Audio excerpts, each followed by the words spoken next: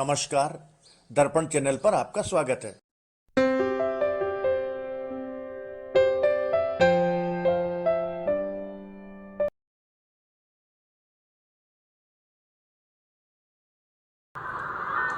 एक जगह सेवा कार्य की दृष्टि से आयोजन हुआ। लोगों ने अपने मित्र से कहा कि तुम इतने धनी आदमी हो, दो कुछ। कहने लगा कि अब सब लोग दे रहे हैं तो हमारा देना जरूरी है क्या? अरे भाई, तो सब लोगों को अपनी करनी का फल मिलेगा, तुम भी तो कुछ कर लो। अच्छा तो ठीक है,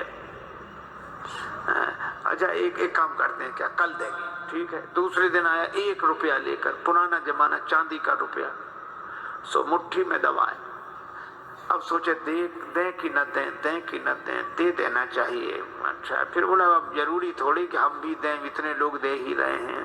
फिर अब जैसे जैसे देने का मन आवे वैसे मुट्ठी और कड़ाई से बंद करे, लेकिन सोचा अब दे ही डाले।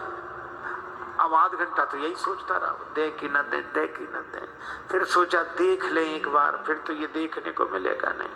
सो जैसे ही मुट्ठी खोली तो हाथ पसीज गया था, दिल तो नहीं पसीजा, हाथ पसीज गया, पसीना आया।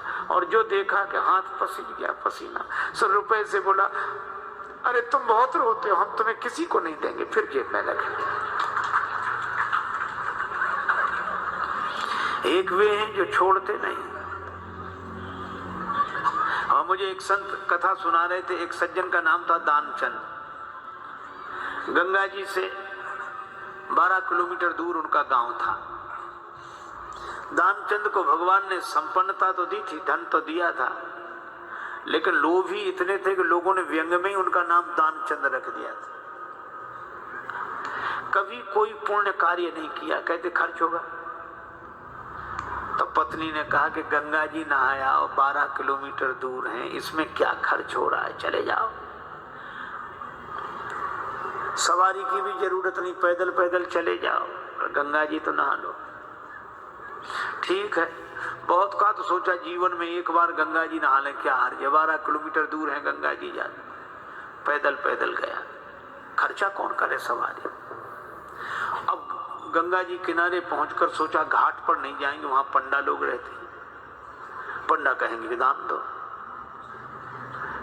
तो मुर्दा घाट पर गए।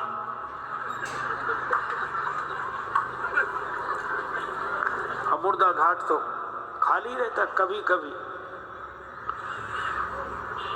कभी दुनिया में अपने घर में कोई सीट खाली करता है तो मुर्दा घाट भरता है, बाकी तो खाली है। सोचा ये ठीक, न पंडा का झंझट, न दान का, न पुण्य का। गए, सो कपड़े उतारे, इधर उधर देखा कोई नहीं है, सोचा डुबकी लगा ले। सो जैसे ही प्रवेश किया, डुबकी लगाई। अब कथा बड़ी सुंदर है। भगवान को हंसी लगी कि इतना लोभी आदमी नहीं देखा। तो भगवान ने सोचा कि चलो आज हम इसको छकाते। तो दानचंद ने देखा इधर उधर कोई नहीं था, पर गंगा जी में जैसे ही डुबकी लगा के और बाहर निकले, वैसे ही पंडा के रूप में भगवान उपस्थित। यजमान की जय हो।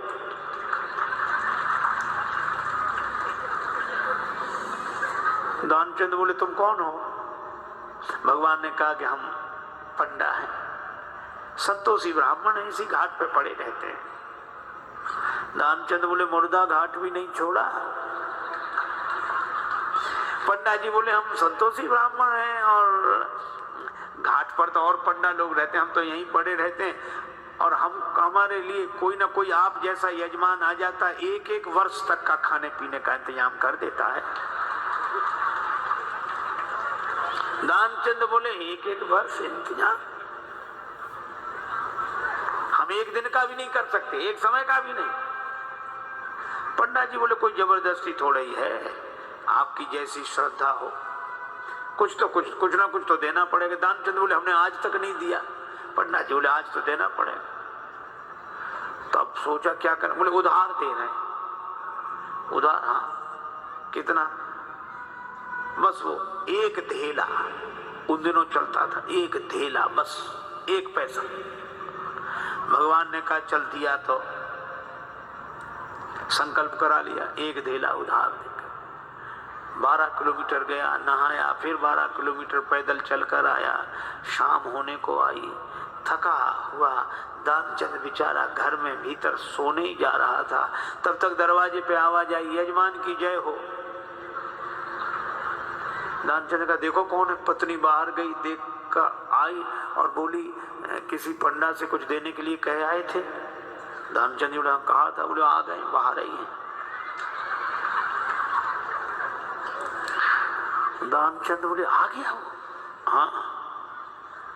दानचंद बोले कि कह दो कि अभी दानचंद बीमार हैं, 2-4 दिन बाद आना।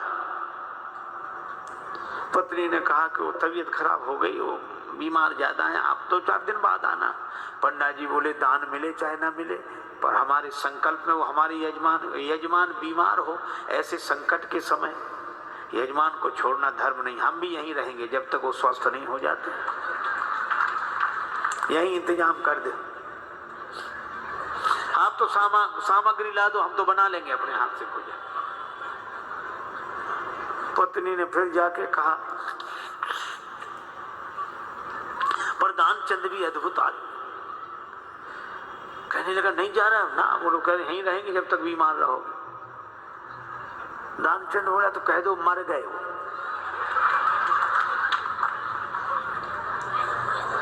तब ये ऐसे कैसे कह दें? दानचंद बोले तुम कह दो हम श्वास रो के पड़े रहेंगे। पत्नी ने झूठे जाकर रोते हुए कहा अभी अभी चले गए वो समाप्त। पंडा जी बोले चले गए, मर गए? अरे राम राम, लेकिन यजमान का जब तक अंतिम संस्कार न हो जाए हम कैसे जा सकते?